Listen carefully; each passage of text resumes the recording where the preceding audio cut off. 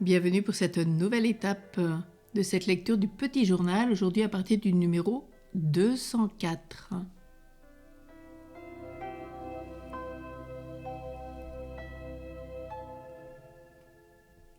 Une courte conversation avec la mère maîtresse. Je lui ai demandé quelques conseils de conduite dans la vie intérieure. Cette sainte mère me répondit à tout avec une grande clarté. Elle me dit: si vous continuez à collaborer ainsi avec la grâce de Dieu, vous serez, ma sœur, bien près de l'intime union avec Dieu. Vous comprenez, ma sœur, ce que je veux dire? Que vos traits caractéristiques soient la fidélité à la grâce du Seigneur. Dieu ne mène pas toutes les âmes par cette voie. La résurrection. Aujourd'hui, pendant la célébration de la résurrection, je vis Jésus dans une grande clarté. Il s'approcha de moi et dit: « Que la paix soit avec vous, mes enfants. » Il leva la main et nous bénit. Les plaies de ses mains, de ses pieds, de son côté n'étaient pas effacées mais lumineuses. Il me regarda avec une telle bonté et un tel amour que mon âme entière se fondit en lui. Il me dit: « Tu as pris une grande part à ma passion, c'est pour cela que je te donne cette grande part à ma gloire et à ma joie. » Tout le temps de la résurrection me sembla durer 1 minute à peine. Un singulier recueillement envahit mon âme et y demeura pendant toute la durée des fêtes. La grâce de Jésus est si grande que je ne puis l'exprimer. Le lendemain, après la Sainte Communion, j'entendis une voix qui disait: « Ma fille, regarde l'abîme de ma miséricorde. Honore-la et glorifie-la de la façon suivante. Rassemble tous les pécheurs du monde entier et plonge-les dans le gouffre de ma miséricorde. Je désire me communiquer aux âmes. Je désire les âmes, ma fille. Pendant ma fête, la fête de la miséricorde, tu vas parcourir le monde entier et amener les âmes défaillantes à la source de ma miséricorde. Je les guérirai et les fortifierai. Aujourd'hui, j'ai prié pour une agonisante qui mourait sans les sacrements, qu'elle désirait pourtant ardemment, mais il était trop tard. C'était une parente, la femme de mon oncle. Cette âme était agréable à Dieu. À ce moment-là, l'espace n'existait pas entre nous. Ô vous, menue offrande, vous êtes pour moi comme les fleurs des champs, dont je jonche les pieds de mon bien-aimé Jésus. Je compare ces petites choses aux vertus héroïques, car pour les renouveler constamment, il faut de l'héroïsme. Dans les souffrances, je ne cherche pas l'aide des créatures, mais Dieu est tout pour moi. Cependant, plus d'une fois il m'a semblé que même le Seigneur ne m'entendait pas.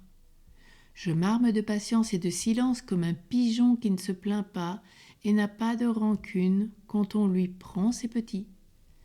Je veux planer sans cesse dans l'air embrasé de soleil et ne veux pas m'arrêter dans les brumes. Je ne faiblirai pas, car de vous, je reçois tout, ô vous, ma force.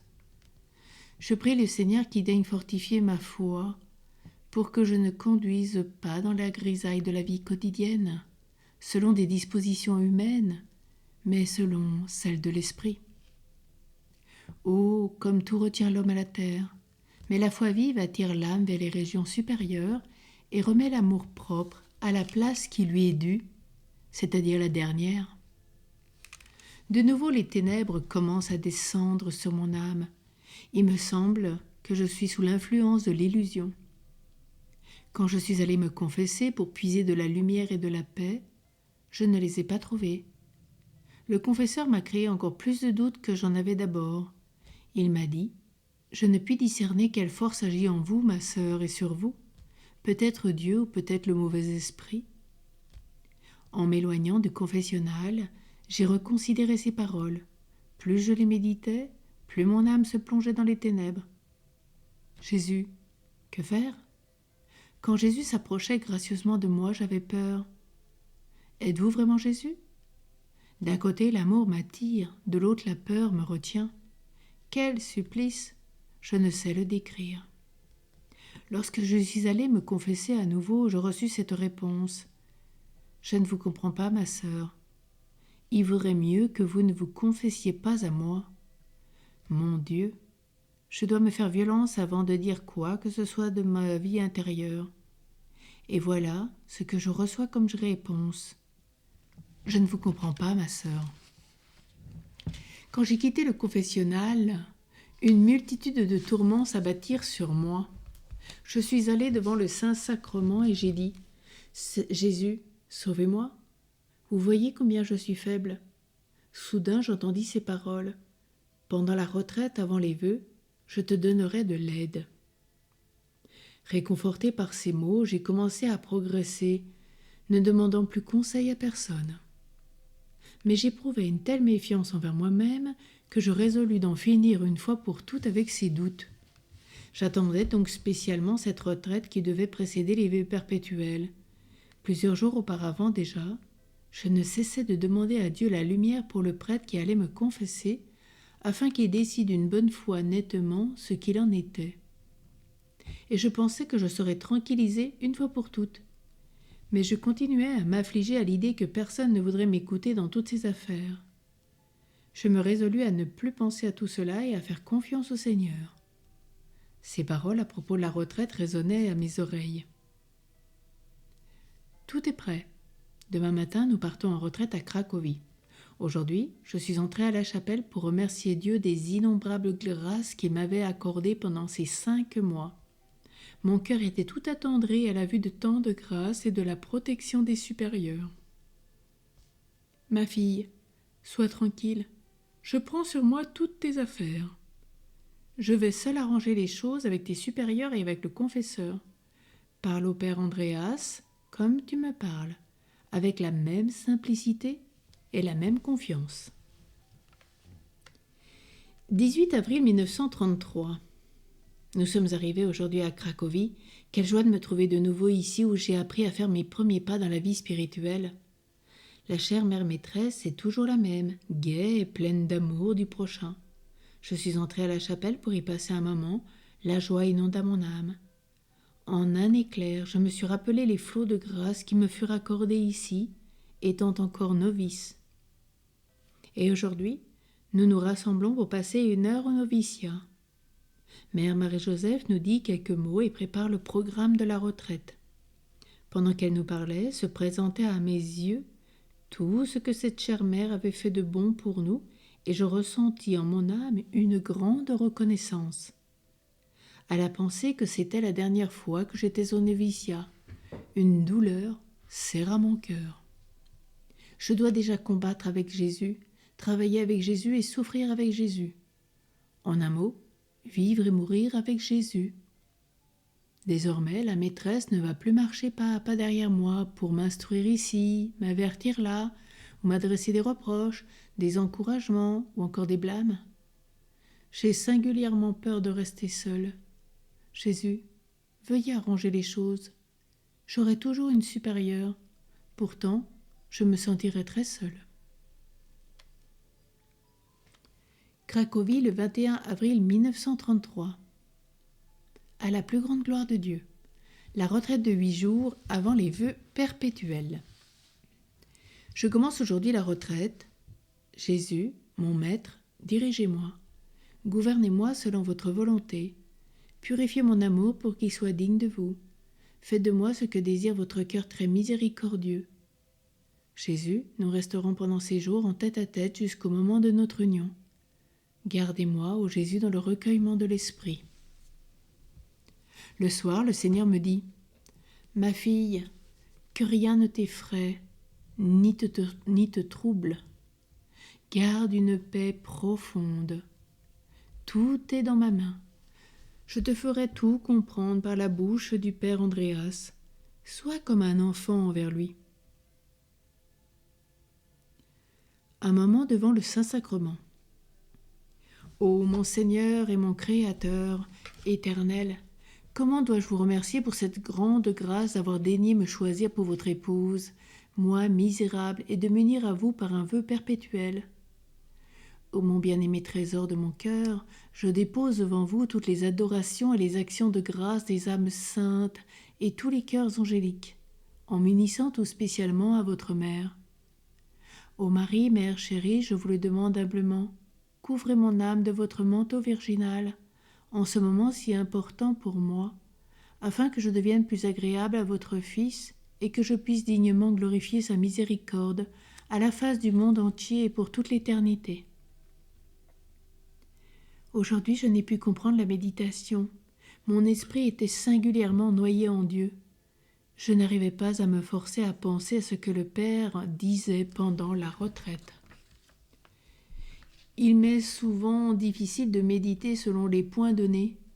Mon esprit est avec le Seigneur, et c'est là ma méditation. Quelques mots de mon entretien avec la mère maîtresse, Marie-Joseph. Elle m'a éclairée et tranquillisée en beaucoup de choses quant à ma vie intérieure, disant que je suis dans la bonne voie. J'ai remercié Jésus pour cette grande grâce, car c'est la première des supérieures à ne pas avoir de doute à ce sujet. Oh, que la bonté de Jésus est infinie. Vivant hostie, ma seule force, source d'amour et de miséricorde, emparez-vous du monde entier, fortifiez les âmes défaillantes. Oh, béni soit l'instant et le moment où Jésus nous laissa son cœur très miséricordieux. Souffrir sans se plaindre, consoler autrui et noyer ses propres souffrances dans le cœur très saint de Jésus. Je passerai toutes mes heures libres auprès du Saint-Sacrement. Au pied de Jésus, je vais chercher lumière, consolation et force. Je vais témoigner au Seigneur une incessante reconnaissance pour sa grande miséricorde envers moi. Je n'oublierai jamais les bienfaits que le Seigneur m'a accordés et surtout la grâce de la vocation. Je me cacherai parmi les sœurs comme une petite violette entre les lys. Je veux fleurir pour mon Créateur et mon Seigneur, m'oublier moi-même, m'anéantir complètement au profit des âmes immortelles. Voilà ce qui fait mon délice. Certains de mes avis. Quant à la Sainte Confession, je vais choisir ce qui m'humilie et me coûte le plus. Parfois, un rien coûte davantage qu'une chose plus importante. À chaque confession, je me rappellerai la passion de Jésus et je veux ainsi susciter le repentir dans mon cœur. Autant que possible, avec la grâce de Dieu, m'exercer toujours à la contrition parfaite. J'y consacrerai davantage de temps. Avant d'approcher du confessionnal, j'entrerai d'abord dans le cœur ouvert et très miséricordieux de Jésus. Après la confession, j'éveillerai dans mon âme ma profonde reconnaissance envers la Sainte Trinité pour ce merveilleux et inconcevable miracle de miséricorde qui s'opère en elle. Et plus mon âme est misérable, plus je sens que l'océan de la miséricorde divine me pénètre et me donne force et vigueur. Les règles contre lesquelles je suis le plus souvent fautive. Rompre le silence. Ne pas obéir au signal de la cloche. Me mêler des affaires d'autrui. Je ferai mon possible pour m'en corriger. Je vais éviter les sœurs qui murmurent et, si je ne les peux les éviter, au moins je me tairai devant elles pour montrer ainsi comme il est pénible de les écouter. Ne pas faire attention à l'opinion des autres, mais écouter sa propre conscience, pour savoir quel témoignage elle nous donne.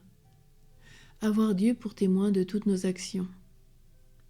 Je vais me conduire ainsi maintenant et régler toutes mes affaires comme je voudrais me conduire et les régler au moment de la mort.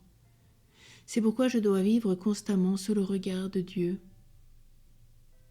Éviter les permissions présumées, expliquer aux supérieurs les choses mineures, et si possible en détail. Fidélité aux exercices, ne pas recourir facilement aux dispenses. En dehors du temps de la récréation, me taire. Éviter les plaisanteries et les bons mots qui provoquent le rire et rompent le silence. Accorder une grande importance aux plus minimes prescriptions. Ne pas me laisser absorber par le tourbillon du travail, mais savoir l'interrompre un instant pour regarder vers le ciel. Parler peu avec les gens, mais beaucoup avec Dieu. Éviter la familiarité. Ne pas tenir compte de ce qui est pour moi et qui est contre moi. Ne pas faire de confidence sur ce que j'ai enduré. Éviter de parler avec quelqu'un à haute voix pendant le travail. Garder la paix et l'équilibre dans les souffrances. Au moment difficile, recourir aux plaies de Jésus. chercher en elle la consolation, le soulagement, la lumière et la force. Dans les épreuves, je vais tâcher de voir la main aimante de Dieu. Il n'y a rien d'aussi durable que la souffrance. Elle tient toujours fidèlement compagnie à l'âme. Ô Jésus, je ne permettrai à personne de me devancer dans mon amour pour vous. Jésus caché dans le Saint-Sacrement. Jésus caché dans le Saint-Sacrement, vous voyez qu'en prononçant mes vœux perpétuels, je sors aujourd'hui du noviciat. Vous connaissez ma faiblesse et ma petitesse. Eh bien, dès aujourd'hui, je passe d'une manière toute particulière dans votre noviciat. Je continue à être novice, mais votre novice Jésus, et vous serez mon maître jusqu'au dernier jour. Me tenant à vos pieds, je vais chaque jour me mettre à votre école. Je ne ferai plus la même chose de moi-même, sans vous avoir d'abord consulté comme mon maître. Jésus, je suis si heureuse que vous m'ayez attiré et agréé à votre noviciat, c'est-à-dire au tabernacle. En prononçant mes vœux, je ne suis pas une parfaite religieuse. Non, non. Je continue à être une toute petite et faible novice de Jésus et je vais tâcher d'acquérir la perfection comme pendant les premiers jours du noviciat. Et je vais m'efforcer d'avoir la même disposition d'âme que le premier jour, quand la porte du cloître s'ouvrit pour moi, avec la confiance et la simplicité d'un petit enfant. Je me rends aujourd'hui à vous, Jésus mon Maître. Je vous laisse la liberté complète de diriger mon âme. Conduisez-moi par les voies que vous voulez. Je ne vais pas chercher à pénétrer vos raisons. Confiante, je vous suivrai. Votre cœur miséricordieux peut tout. La petite novice de Jésus, sœur Faustine. Au commencement de la retraite, Jésus me dit « Pendant cette retraite, je vais moi-même diriger ton âme. Je veux t'affermir dans la paix et l'amour. » Et ainsi passèrent les premiers jours. Le 4e jour, des doutes commencèrent à me tourmenter. Ne suis-je pas dans une fausse paix ? Soudain, j'entendis ces paroles. « Ma fille, figure-toi que tu es la souveraine de toute la terre et que tu as le pouvoir de disposer de tout selon ton bon plaisir. Tu as tout pouvoir pour faire le bien. » Quand soudain, un petit enfant frappe à la porte. Il est tout tremblant, les larmes aux yeux, mais avec une grande confiance en ta bonté. Il demande un morceau de pain pour ne pas mourir de faim. Comment agiras-tu envers cet enfant ? Réponds-moi, ma fille. Et j'ai dit, Jésus, je lui donnerai tout ce qu'il demande et encore 1000 fois plus. Et le Seigneur me dit, j'agis de la même manière envers ton âme. Au cours de cette retraite, je t'accorde non seulement la paix, mais aussi une telle disposition d'âme que même si tu voulais t'inquiéter, tu ne le pourrais pas. Mon amour s'est emparé de ton âme et je veux que tu t'affermisses dans cet amour. Approche ton oreille de mon cœur, oublie tout et contemple mon inconcevable miséricorde. Ton amour te donnera la force et le courage qui te sont nécessaires dans ces affaires. Jésus, vivante hostie, vous êtes une mère pour moi. Vous êtes mon tout. C'est avec simplicité et amour, avec foi et confiance que je viens à vous, Jésus. Je vais tout partager avec vous, comme un enfant avec sa mère bien-aimée, mes joies et mes souffrances. En un mot, tout. Quand je pense que Dieu s'unit à moi par les vœux, c'est-à-dire moi à lui, personne n'est en état de concevoir ce que ressent mon âme. Dès maintenant, Dieu me donne la connaissance de toute l'immensité de l'amour dont il m'aimait bien avant les siècles. Et moi, je viens de commencer à l'aimer dans le temps. Son amour était grand, pur et désintéressé, et mon amour pour lui provient de ce que je commence à le connaître. Plus je le connais, plus je l'aime, et de plus en plus ardemment et fortement, et mes actes deviennent de plus en plus parfaits. Cependant, quand je me souviens que dans quelques jours, je dois devenir un avec le Seigneur par les vœux perpétuels, mon âme est inondée d'une joie inouïe. Je ne peux décrire. Depuis le premier instant où je fis la connaissance du Seigneur, le regard de mon âme se perdit en lui pour l'éternité. À chaque fois que le Seigneur s'approche de moi, et que je le connais plus profondément, un amour plus parfait grandit dans mon âme. Avant de me confesser, j'ai entendu ces paroles. « Ma fille, dis-lui tout et dévoile ton âme comme tu le fais avec moi. N'aie peur de rien. C'est pour te tranquilliser que je place ce prêtre entre toi et moi, et les paroles par lesquelles il te répondra seront mes paroles. Dévoile les choses les plus secrètes de ton âme. Je lui accorderai la lumière qui lui fera connaître ton âme. » Quand je me suis approchée du confessionnal, j'ai ressenti dans mon âme une si grande facilité pour lui parler de tout, que plus tard, j'en fus moi-même très surprise. Ces réponses établirent une paix profonde dans mon âme. Ces paroles étaient, sont et resteront toujours des colonnes flamboyantes qui ne cesseront d'éclairer mon âme dans son élan vers la plus haute sainteté. J'ai noté sur une autre page de ce cahier les indications que j'ai reçues du père Andreas.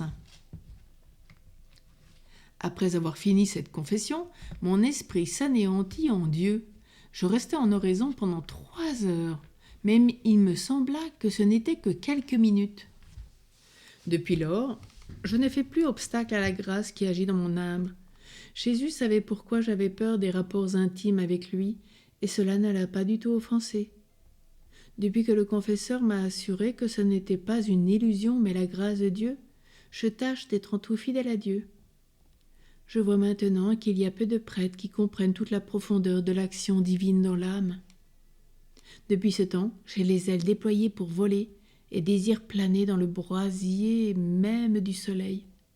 Mon vol ne s'arrêtera que lorsque je reposerai en Dieu pour l'éternité. Si nous planons très haut, toutes les vapeurs, les brumes, les nuages se trouvent sous nos pieds. C'est ainsi que tout notre être sensible doit être soumis à l'esprit. Ô Jésus, je désire le salut des âmes immortelles. C'est dans le sacrifice que je donnerai libre cours à mon cœur, un sacrifice dont personne ne se doutera. Et je vais m'anéantir et me consumer invisiblement dans les saintes flammes de l'amour de Dieu. La présence divine m'aidera pour que mon sacrifice soit parfait et pur. Que les apparences sont trompeuses et les jugements injustes, que la vertu souffre souvent seulement parce qu'elle est silencieuse. Il faut beaucoup d'abnégation pour avoir des relations sincères avec ceux qui vous piquent incessamment. On sent que le sang diminue, mais on ne voit pas les blessures. Ô Jésus, que de choses ne seront dévoilées qu'au dernier jour. Quelle joie! Rien ne périra de nos efforts. L'heure sainte. Pendant cette heure d'adoration, j'ai perçu tout le gouffre de ma misère. Ce que j'ai de bon en moi est tout à vous, Seigneur, mais parce que je suis petite et misérable, j'ai le droit de compter sur votre infinie miséricorde. Le soir, Jésus, demain matin, je vais prononcer mes vœux perpétuels. J'ai prié tout le ciel et toute la terre et tous les êtres. Je les ai appelés pour qu'ils glorifient Dieu de cette grâce immense, inconcevable. Soudain, j'entendis ces paroles. « Ma fille, ton cœur est mon ciel. » Encore un moment de prière et puis il faut fuir. On nous chasse de partout, car pour demain on arrange la chapelle, le réfectoire, la salle, la cuisine, et nous devons aller dormir. La joie m'a ôté le sommeil, je pensais.